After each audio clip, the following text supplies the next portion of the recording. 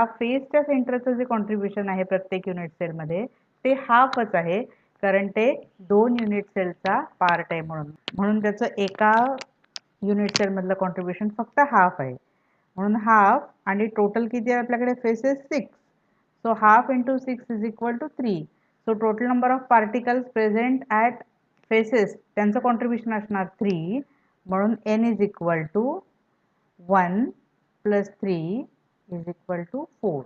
So n is equal to 4 for face centre cubic unit sale.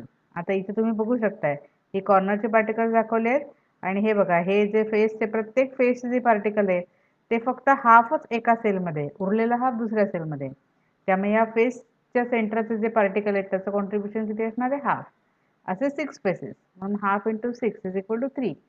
कॉर्नरच्या पार्टिकलचं contribution total 1 म्हणून 1 plus 3 is equal to 4.